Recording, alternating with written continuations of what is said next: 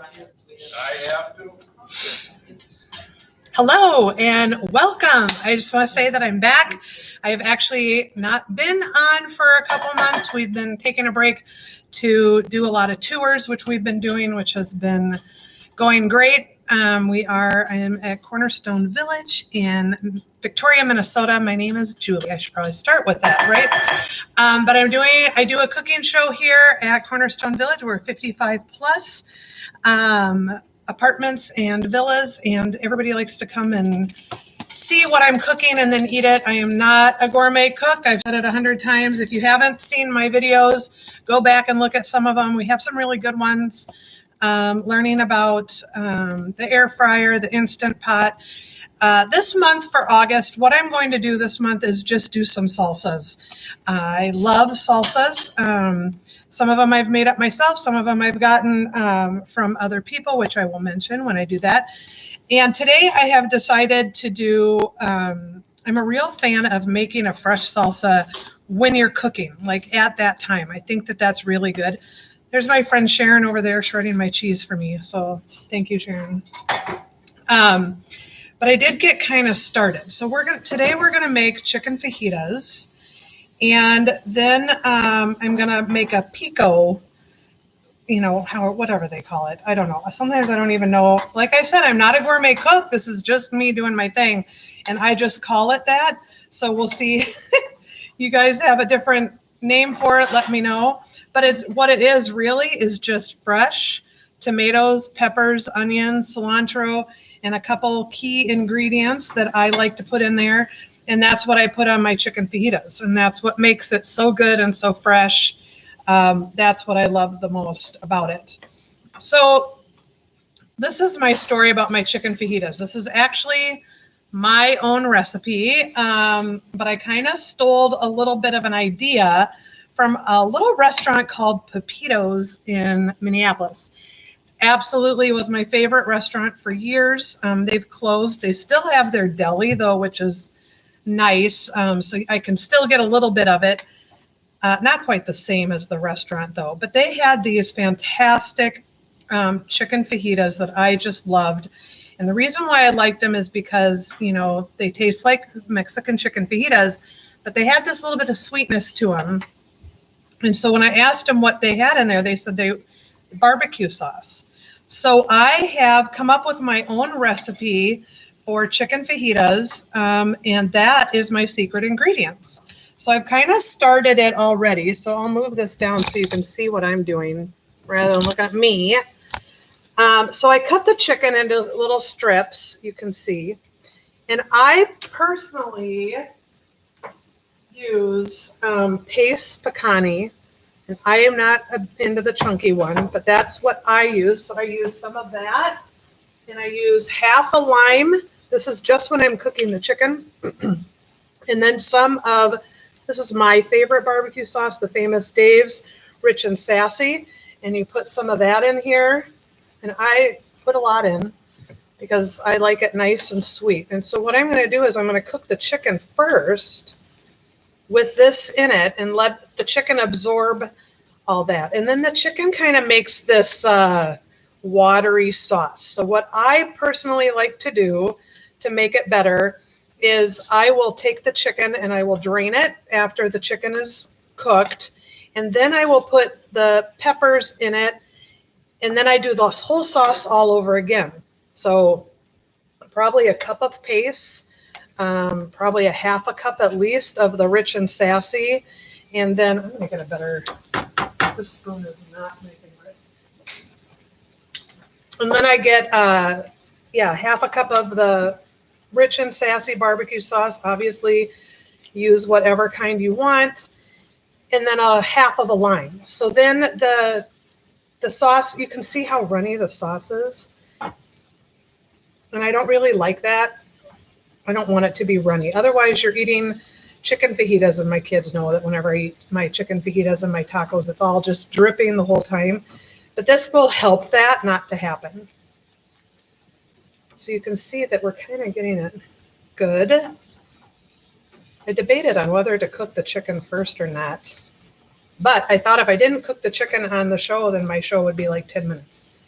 I didn't know if you guys would like that. So anyway, so in my thing, you know, I just like to go, when I go out to eat, and if I find a great recipe or restaurant, I'll talk to the waitress or waiter, kind of see what the great ingredient is. You know, sometimes restaurants will give you their actual recipe, not the good ones. But you know, they'll maybe tell you like this one that it has barbecue sauce in it. And then that kind of stirs in what, you know, kind of comes into my mind of how I can come up with my own recipe and then make it good. So I'm going to just let this simmer for a minute. Make sure that chicken is cooked because that is important. And then I'll bring you over here. Can you guys see it on the TV? Oh, you can. So, well, when it works, right? Okay, so let's start making the pico because then we'll do the vegetables over there. So what I did is I chopped up a tomato. Here's the thing. I think you could do canned diced tomatoes in the winter, but buying store tomatoes, especially in the winter, not good for this at all. So otherwise I would buy those grape cherub tomatoes. Those can be good. So you have this, the tomatoes.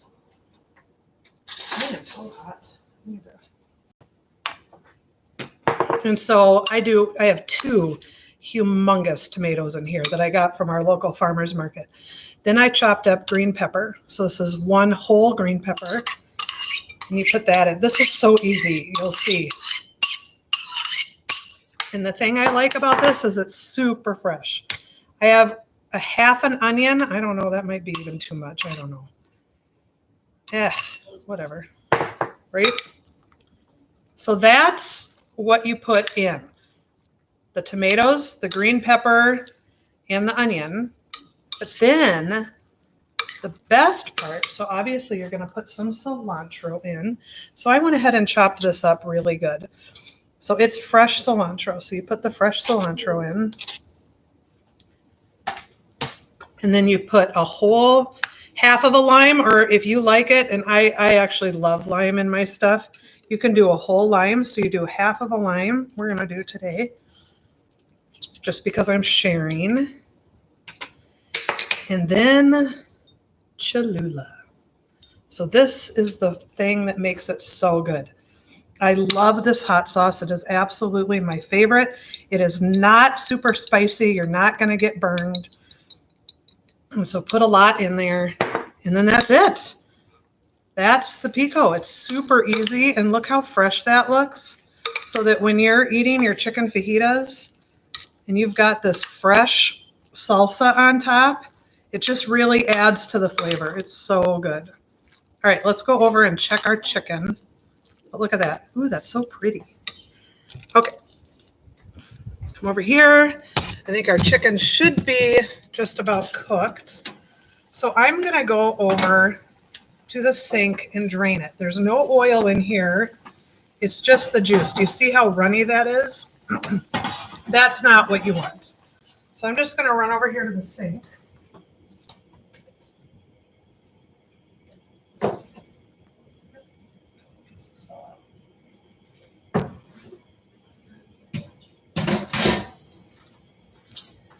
Okay, and I think that everybody is different on this as well.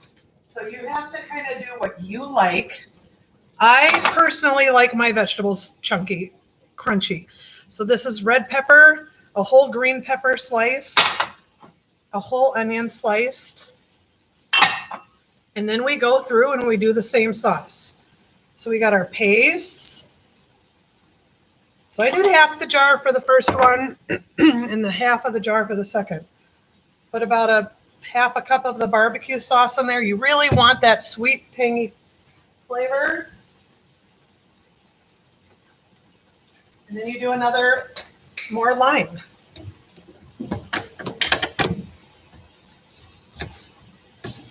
This is the best lime press. I just love it. I don't know if you guys have that one, but anyway. So at least half a lime in here. You really want to get that flavor in because that is what is going to give you the citrus flavor. And the thing I love about these, like I said, is they're so fresh. And especially if, with the pico and the vegetables are fresh, these vegetables are fresh. What's better than having something that tastes so fresh like that? But not everybody likes their peppers crunchy. I know my mom likes hers a little bit more cooked, and that's fine. You can do what you want. I think with all my things that I cook, I think that's, I want you to make them your own. Make them how you like them. And if you like something, add it to it and try it. And then tell me in the comments below. I want to hear that. Look at this. Look at how good this looks. Isn't that pretty? Oops. A flyaway onion. Look at how, and you see there's not as much juice down there. And that's what you don't want. You don't want a ton of juice because that's what's going to make, but you do want some because that's where all the flavor is. Oh my, I need a bigger pan. I have one at home. Look at that. Oh my gosh, I'm getting hungry. And hot. I can't have the vent on for you guys because then. All right. So there you go.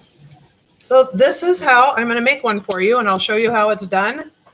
And then I can cook it a little longer for people that want it cooked more.